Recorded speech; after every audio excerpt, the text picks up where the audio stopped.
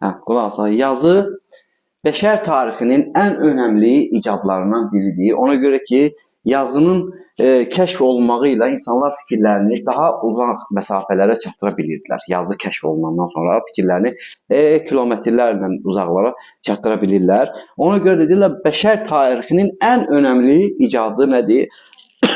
Yazıdır, üzr istəyirəm. Bir də yazının qaydası var. Yazı səsin qrafik işarəsidir. Qrafik işarəsidir yazı. Hansı səsin, onun qrafik işarəsinə yazı deyirlər. Yazının bir çox deməli ardıcıllığı var. Yəni tarixi baxımdan yazının ardıcıllığı var. Yəni birbaşa indiki kimi olmayıb yəni yazı. Birinci yazı olub əşyəvi yazı. Əşyəvi yazı. İkinci yazı olub deməli piktoqrafik yazı. Yəni şəkli yazı. Piktoqrafik yazı. Yəni şəkli yazı. Dörd dənədir. Üçüncü yazı olub ideoqrafik yazı. İdeoqrafik. Yəni fikri yazı. Və sonuncusu olub dördüncü fonoqrafik yazı. Fonoqrafik yazı. Yəni hərfi yazı. İndi bunların tək-tək keçdiyi inkişaf yolunu danışaq. Deməli, əşyəvi yazı odur ki, uşaqlar, bir əşyanın köməyi ilə uzaq bir məsafəyə biz fikirlərimizi çatdırırıq. Biz bunu deməli Nizami Gəncəvinin İskəndərnamə poemasında Daranın İskəndərə göndərdiyi əşyalardan da görə bilərik. Eyni zamanda İskəndər də ona elə bir ki, qarşılıq olaraq cavab göndərdi. Deməli, Dara İskəndərə göndərmişdi, Çövkan ağac göndərmişdi, Çövkan topu göndərmişdi, bir ağacı göndərmişdi, dən göndərmişdi, üzərlik İskəndər göndərmişdi, dən göndərmişdi, küncüt göndərmişdi ki, İskəndər bunu başa düşmüşdü mənasını və qarşılığında bir dənə məktub, üzərlik tumları göndərdi onun üçün. Bir də nə göndərmişdi? Bir də yadından çıxıb nəsə göndərmişdi. Yəni, onu göstərirdi İskəndər. Mən səndən də güclüyəm yəni. Yəni, bir əşyanın köməyi ilə bir fikir, bir anlayış ifadə olunurdu keçmişdə. Müasir dövrümüzdə bu 4 yazının 4-ündən də istifadə olunur. İndi biz əşyəvi yazının indiki dövrdə, 2026-cı ildə necə işlənir, necə olur, onlara baxaq. Məsələn, biz gedirik bir yolla və görürük ki, yolun kənarında bir çörək qoyulub. O çörəyi görəndə nə anlama gəlir? Görürəm ki, burada çörək satılır. Çörək satılır. O əşyəvi yazıdır. Əşyanı gördüm və mən o fikrə gəldim.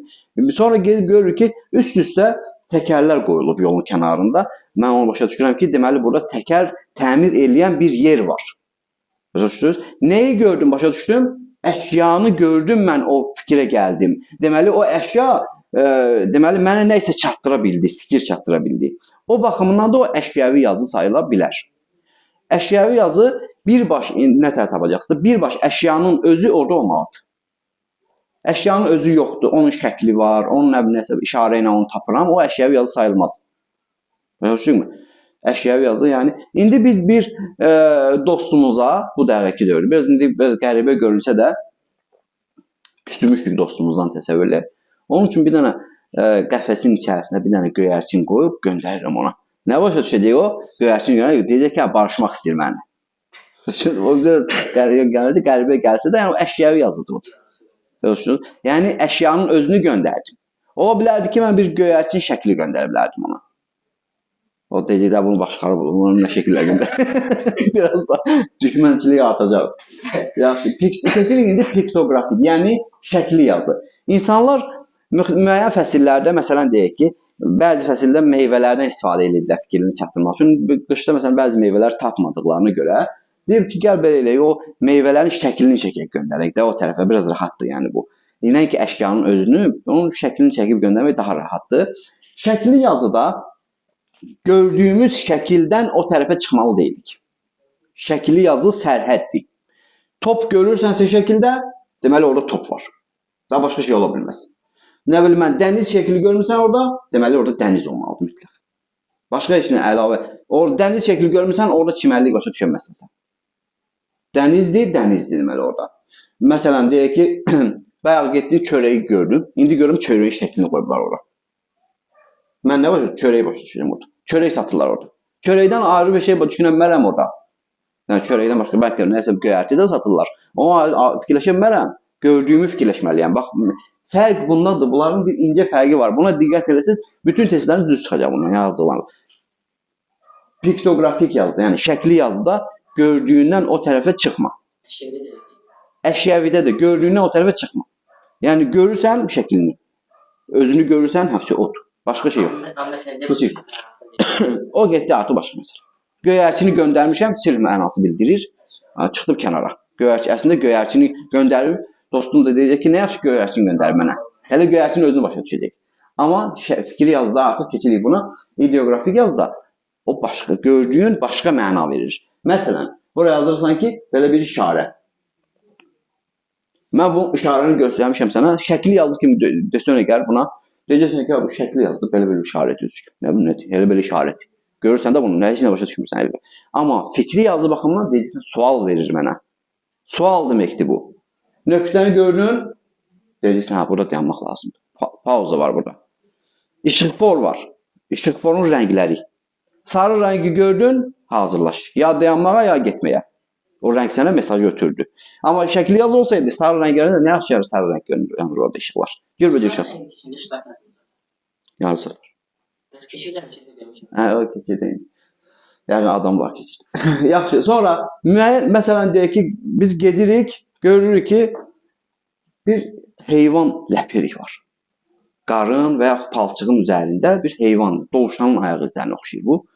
Hə, ləpiri görən kimi o saat başa düşəcək ki, bu şey ola bilməz, ayı ola bilməz. Bu canavar da ola bilməz, bu dovşan ola bilər, məsələn deyək də. Görürsünüz? Deməli, nə edirəm? Onu baxanda başqa fikrə gəlib çıxıram. Əslində sən ləpiri görsən, məsələn, ayaq izi var da, insan, lap deyək ki, insan ayaq izi var. Meşədə gedirsən, görürsən ki, bir ayaq kimsə gedib buradan. O ayaq izini görəndə deyəməyəcəksən ki, bura tank gedib. Düzdür, adam ayaq izi. Deməzsən ki, bura tank gedib, yaxud da maşın gedib. Ayaq izi də gördün işarəni gördün, bu insan gedib burada. Deməli, gördüyün bir işarə sənə bir mesaj ötürür. H2 o. Nə bildirir? Su, bəli. Onu görən kimi biləcəksən, sudur. Daha hərflər yox, ha. İşarələr sayılır, deməli, ideografik yazı. Gedirik, görürük ki, sirkin üzərində, sirk var, sirk. Sirkin üzərində ilan şəkilləri qoyublar. Şəkil yapışdırırlar, ilan şəkli var orada. İndi bu hərfi yazıdır, daha doğrusu. İdeografikdir yoxsa piktografikdir o? Yox. İlanın özünü göstərirlər orada. Yox. Şəkildə elə başa düşəcəm. Sirkdir, ya heyvanlar saxlanılan yerdir, ilan şəklini vurublar orada. Oldu, ilan var orada içəridə. Qutardı getdi. İndi aptekin üzərində ilan şəkli görürsünüz belə arada. İlan var aptekdə? Yox. Fikridir. Ya orada başa düşsən, ilan zəhərindən dərman hazırlanır. Yoxdur. Yəni, burada dərman satılan yerdir. Gördük mü? Əşyanın özü yoxdur orada əgər. Onunla bağlı nəsə fikrə gəlirsənsə, o olur artıq ideografik yazı. Başa düşdük mü? Maşınların loqoları var. Hansı yazı növü olar? Maşınların loqoları. Komandalar, futbol komandalarının loqoları. İdeografik. Barcelona'nın loqosunu görəndə başqa şey başa düşməyəcəksən. Barcelona futbol klubu başa düşəcəksən. Başa düşdük mü? Yəni, işarət də. iPhone işarəsini görəndə alma şəklini, yarımçıq alma şəklini gördün. Deməli, başa düşəcəksən ki, bu iPhone demək, telefonun işarəsidir. Amma şəkli yazı kimi başa düşəcəksən, deyəcək, bu nədir? Bu almanı kəsilmiş, almanı bura qoyublar. Dişlənmiş almanı şəklini bura yazılır. Yəni, nə görürsən onu, yəni, bəsit, yəni, çox rahat başa düşürsən. İdeografik deyil, bir kənara çıxırsan, bir geniş düşünürsən, yəni. Ondan sonra Qobustan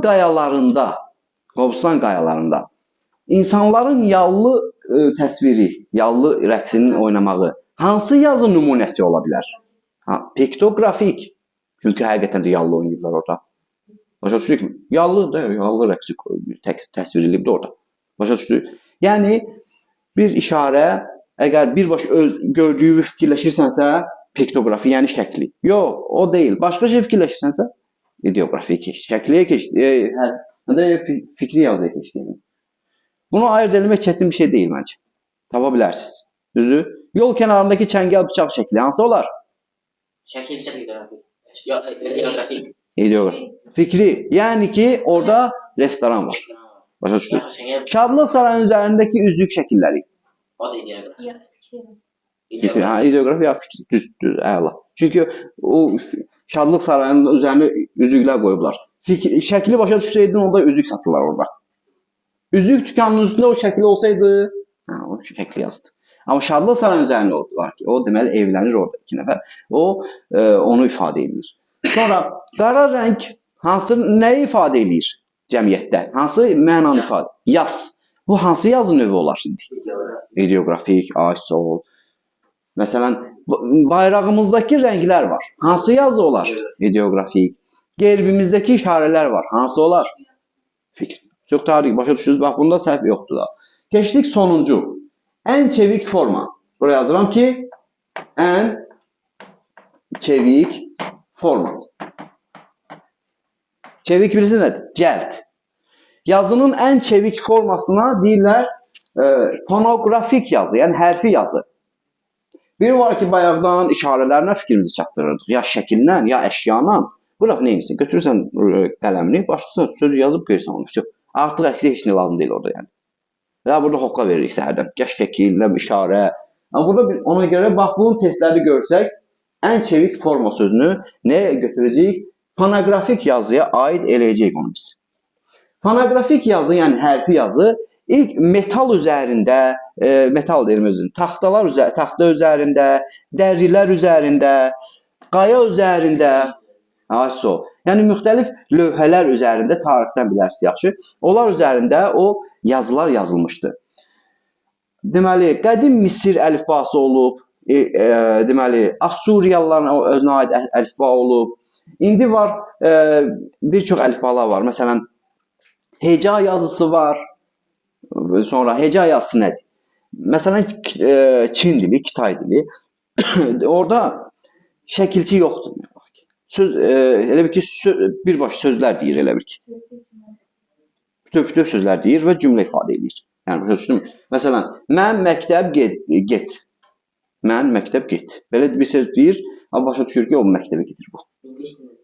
Belə bir şeydir də, yəni. Bu da bəzi dillər sayılır. Amma Azərbaycan dilində elə deyil, məsələn ki, bu Azərbaycan dilində şəkilçi ilə dəyişir, filektivdir, yəni iltisaqi dillər qrupuna daxildir. Ondan sonra keçirik fonoqrafik yazıda, deməli, bizim əlif özümüzə aiddən danışaq da. İlk durğu işarələri, sizə əlavə məlumat verim, ilk durğu işarələri Əkinçi qəzetində istifadə olunub. Başqa, ilk dəfə durğu işarələrinə istifadə olunan qəzet Əkinçi qəzeti olub. Deməli, durğu işarələri fonoqrafik yazı deyil. Durğu işarələri ideografik yazıdır. Görüşdükmü? Ondan sonra bizim əlifbalarımız hansı olub? Kiril əlifba, yox, ərəb əlifbası, kiril əlifbası, latın əlifbası. Müxtəlif illərdə tarixçilər daha yaxşı bilir bunu. Biz bəzən ərəb, bəzən kiril, yəni Rusun təsiri altında olmuşuq, bəzən də indi də elə müasir dövrdür, müstəqil dövlətik və latın əlifbasından istifadə edirik.